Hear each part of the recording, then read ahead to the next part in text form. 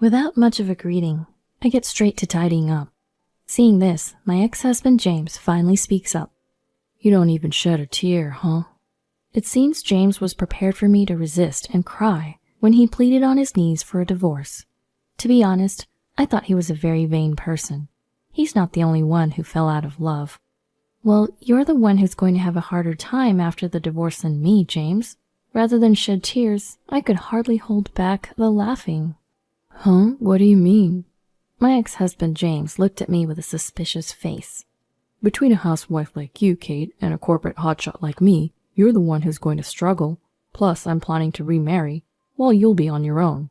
Well, in a normal situation that might be true, but it seems like Emma, the woman you're cheating with, is quite trash.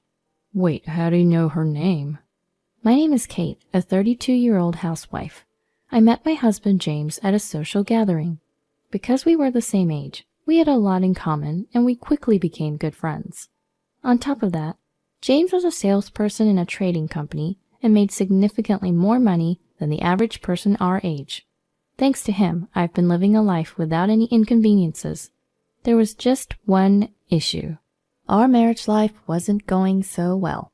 Although it's just one issue, it's a pretty serious one. I realized it had already been 7 years since we got married. At first, we were truly in love, acting lovey-dovey almost every day, and always having meals together, no matter how busy James was. But that loving relationship had completely cooled down. Take care, what about dinner? I don't need it, I'll eat out. You can go to bed first, I'll be home late. Alright, got it. When we were newlyweds, he used to say, eating together with you, Kate, is my greatest happiness. However, now it's normal for him to come home after midnight.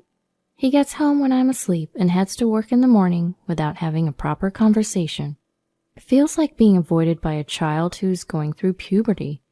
Around the time when such days became normal, I noticed certain changes in James. Huh? Did he always use this hair product? And there's even a full line of skincare products.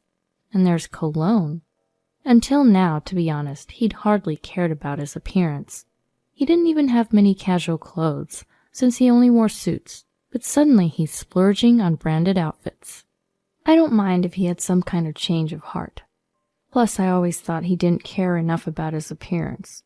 But the reason for this change seems a little off. Observing James's behavior, it's suspicious. He started using his phone in secret and even takes it with him to the bathroom and shower. He used to leave it lying around on the couch, and I'd nearly sit on it all the time, thinking how I could have messed up his phone. Why has he suddenly changed so much like this? Because of James's behavior, I began to suspect him more and more whenever he got home late. Could he be cheating? But I had nothing more than suspicion and no conclusive evidence. And despite how cold our relationship had become, somewhere in my heart, I still wanted to believe in James. That's why the thought of my suspicions being true was terrifying. I started to act in a way to improve my relationship with James, as if I were turning away from reality. I tried to increase our conversations and proposed outings, but every time I tried to approach him, I was given the cold shoulder. Well, that's understandable. We've been married for 7 years, and our relationship had become almost like a sham for several years. Even though I'm trying to make an effort, being treated coldly makes me really lonely. With such things going on, my feelings started to fray. One night, I could not hold back my feelings any longer, and I finally decided to ask James. Hey, you're not cheating, are you? When I asked him, James just looked at me and remained silent. Say something, are you cheating or not? My husband remained silent for a while. Then, without a word, he stood up from the couch he was sitting on and approached me, seated at the table. He bowed his head toward me. I'm sorry, Kate. I want a divorce. I was at a loss for words by these unexpected words. Without paying any mind to my stunned silence, he continued. I've fallen in love with another woman. I want to start a new life with her. How dare he say such a selfish statement without hesitation? What did he think of our 7 years? I had a presentiment that there was another woman, but I never imagined he would say something like this so suddenly. All my efforts to mend our relationship were in vain. Was the man I fell in love with really this selfish and cruel? When we were first getting to know each other, I thought there was no one else as wonderful as him. Unable to say anything, these thoughts just kept spinning in my head. Then my husband made another statement that made me doubt my ears. The truth is, she's pregnant with my child. I want to be with her for the sake of our child's future. I felt dizzy, as if I were about to collapse right there. I could feel everything before me turning white. We didn't have a child. During our 7 years together, we weren't even using protection. In fact, we'd actively been trying to conceive, and even sought infertility treatments. Despite all that, we were unable to have a child. According to the medical reports, my husband had fertility issues, but he's been saying that he's eager to have a child. That's why, though we know how difficult it was, we never gave up. I had always done my best to meet his expectations. Well, recently our relationship had lost its spark and we hadn't been trying to conceive. It seems that the fact that he had a child with his mistress was a major factor in his decision to divorce. I've always wanted a child and I want to show my mom her grandchild as soon as possible. You understand how I feel, don't you, Kate? So please, let me go. Let's get a divorce. My mother-in-law has been suffering from serious illness and hospitalized for the past 2 years. I understand his desire to let her hold a grandchild as soon as possible, but to have a child with another woman instead of his wife? How terrible could this be? I always wanted a child too. That's why I even attempted fertility treatments. I thought we were sharing the pain of not being able to have children.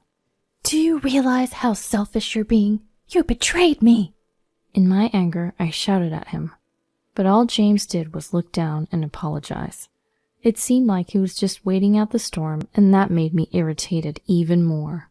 What kind of woman is she? Just because she's having your baby, I'm nowhere near ready to accept a divorce. I urged James to tell me more about her, but he responded, I'm sorry, but please spare me. I want to respect her privacy. What? Just how selfish can you be? I have a right to know as your wife. Tell me everything. Even when I questioned him like this, James stubbornly refused to reveal anything about the woman he cheated with.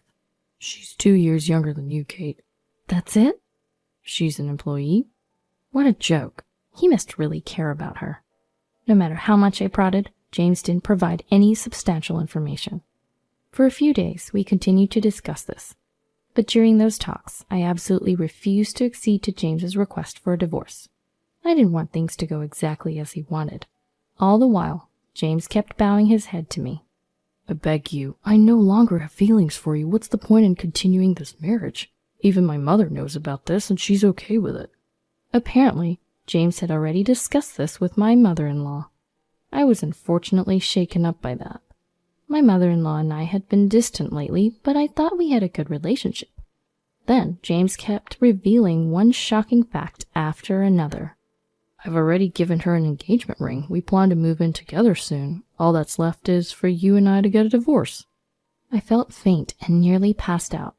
My husband, James, was seriously planning to be with the woman he was having an affair with. But I didn't agree to divorce him. This back and forth between James and I lasted almost a month. One day, James seemed to have lost his patience and pleaded on his knees. I can't take this anymore. Just accept the divorce already. Our relationship has been broken for a while now. There's no point in continuing like this. Please, please divorce me. My husband pleaded this, rubbing his forehead on the floor with a begging posture. I had been holding out for almost a month. Maybe it was time to accept the divorce. Fine, let's get divorced, but I'm taking alimony and my fair share of our assets. I understand. I'm prepared for that. Then we talked about the alimony in detail. I asked for $50,000. It's more than the average, but as I protected our home in the 7 years of our marriage life, I wanted that much as compensation. James agreed. He also discussed asset division, and we decided that I would receive half of the balance in our joint account, and he would cover the cost of my move. Then I signed the divorce papers that James had prepared. As I filled out the divorce papers, various thoughts ran through my heart. Even though we didn't love each other anymore, we had lived under the same roof for 7 years. And it would all end with just a single piece of paper. But I no longer had any feelings for James. The next day I submitted the documents to the city hall, and our mutual divorce was finalized. After the divorce, James married the other woman right away. I don't know if she hurried him or not, but since they were going to have a child, he probably wanted to be with her as soon as possible.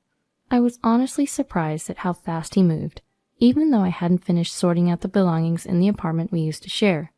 That made me want to hurry up and pack my things as soon as possible, so I headed to the apartment where I used to live with James. As it turned out, the timing overlapped and James had also come to the apartment. Without much of a greeting, I get straight to tidying up. Seeing this, my ex-husband, James, finally speaks up.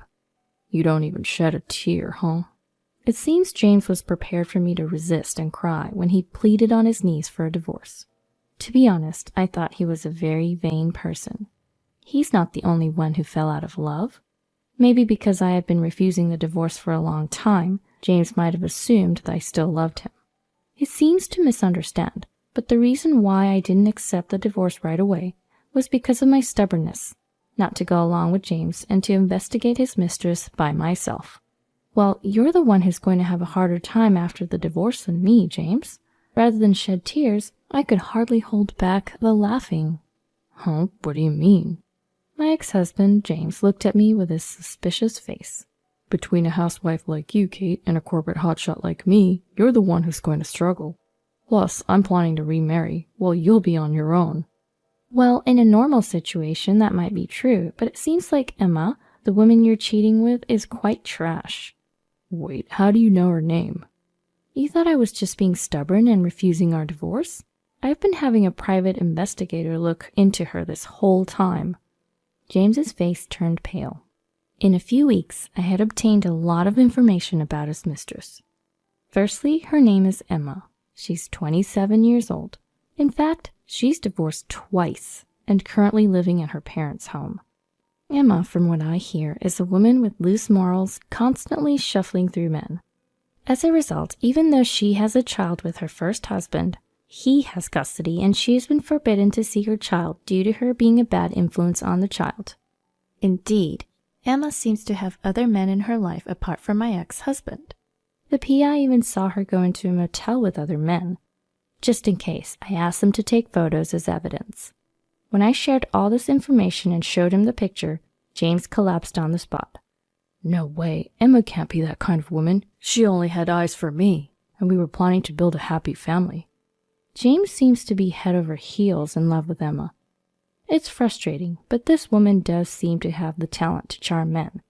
She doesn't particularly stand out in terms of looks, but she probably has a knack for behavior that captivates men.